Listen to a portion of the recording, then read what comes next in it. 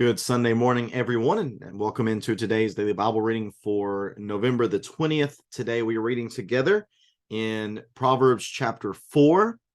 Proverbs chapter 4, which is again a part of this first section of the writing of Solomon, the wise writings of Solomon, which focus on the father's advice or the father's teaching to his son. So these are very fatherly, loving teachings. These are teachings that are given with the hope that a dear loved one would make good decisions and be set up well for life by those good decisions.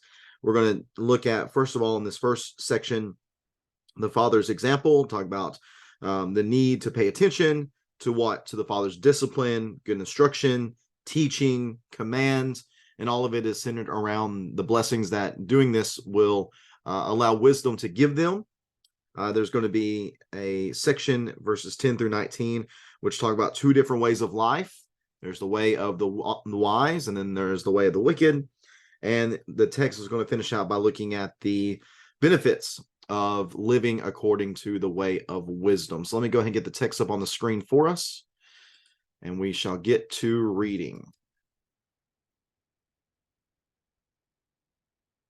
Here in Proverbs chapter 4, beginning in verse number 1, and just a reminder again that if you would like to share maybe a section of the text, maybe a verse or two that really stands out to you, maybe it is something that you have recognized as being true within your own life.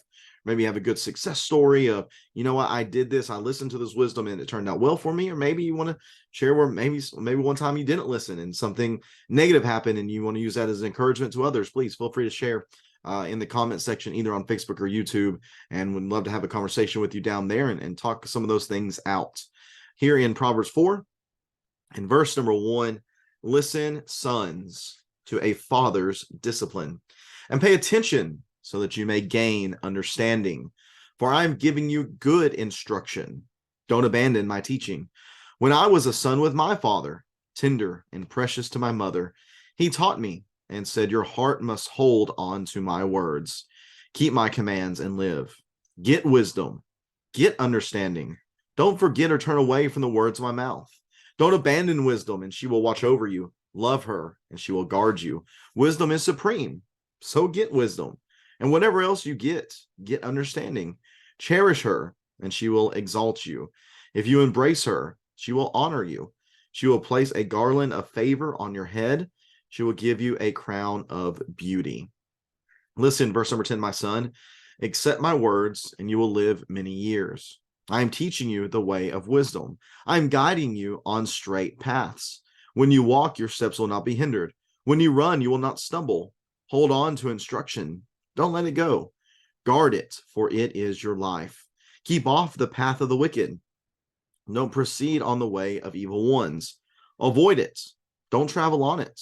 Turn away from it and pass it by. For they can't sleep unless they have done what is evil.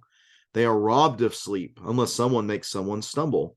They eat the bread of wickedness and drink the wine of violence. The path of the righteous is like the light of dawn, shining brighter and brighter until midday. But the way of the wicked is like the darkest gloom. They don't know what makes them stumble. My son, pay attention to my words. Listen closely to my sayings. Don't lose sight of them. Keep them within your heart, for they are life to those who find them and health to one's whole body. Guard your heart above all else, for it is the source of life. Don't let your mouth speak dishonestly, and don't let your lips talk deviously. Let your eyes look forward. Fix your gaze straight ahead. Carefully consider the path for your feet, and all your ways will be established. Don't turn to the right or to the left. Keep your feet away from evil. And that is Proverbs chapter 4.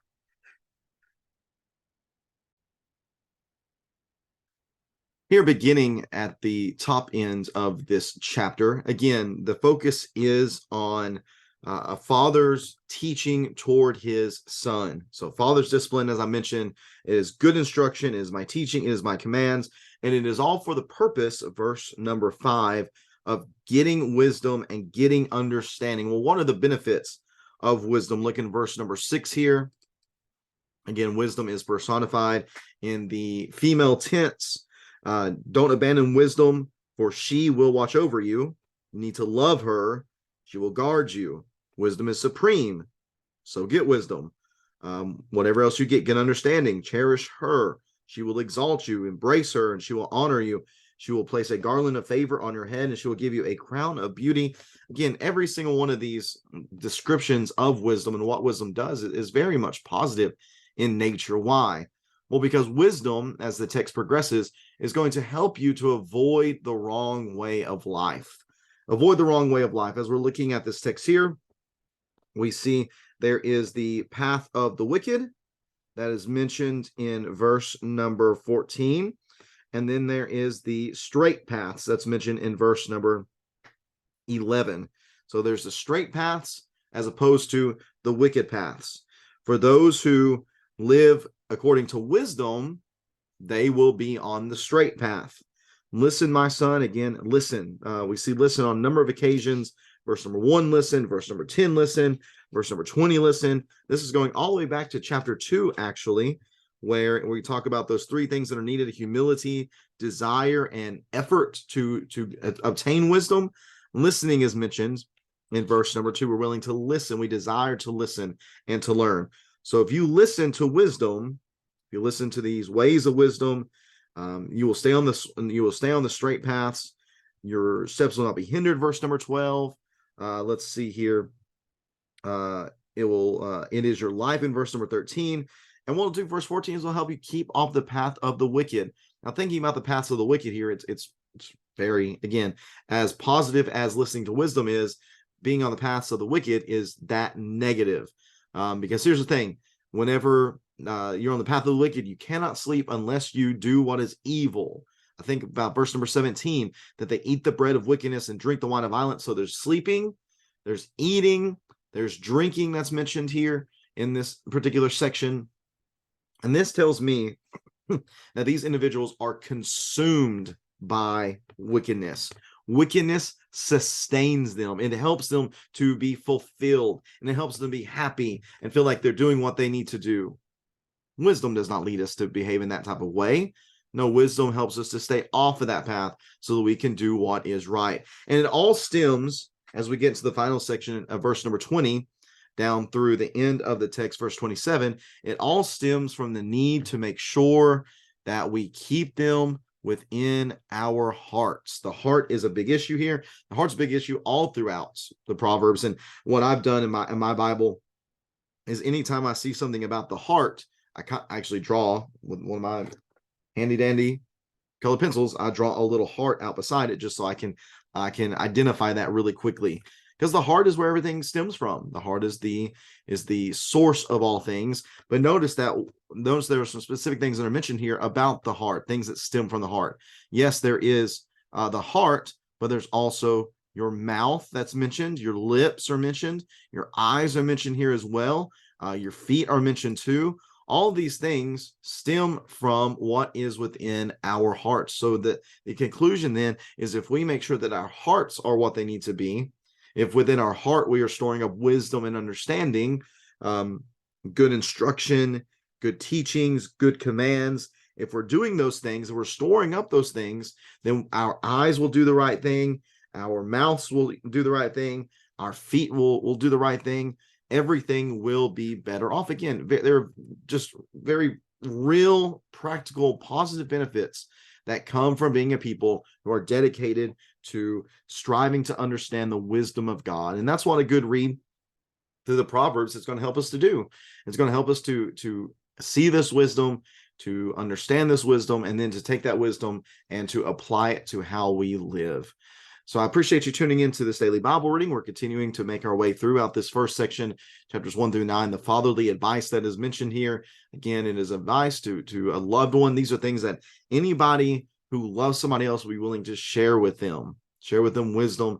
They'll help us stay on the right paths, and they can help us really be positively benefited from, not just knowing wisdom, but applying wisdom. Again, using that wisdom that's stored up within our hearts to say the right things, to use our eyes in the right way, to use our feet in the right way as well, Again, all these things very practical in nature and can help us be the type of people that God would have us to be. Again, thanks for tuning in. Looking forward to being everybody here in just a little bit as we gather together for our Bible classes, our Bible studies, and our worship assembly to follow at 11 a.m. Bible classes at 10 a.m. Our worship assembly at 11 a.m. And in the assembly, we'll be reading through and thinking through the text of 2 John. We'll take care of that text this month, and then look at 3 John next month, and we'll be concluded in our study through the letters of John. I hope they've been very beneficial to you. They certainly have been to me, and I hope that God will bless us in our study of those texts as we've done so throughout this year. Again, have a great rest of the Lord's Day, everyone. Take care. God bless, and we'll be back at it again tomorrow as we read together from Proverbs chapter 5.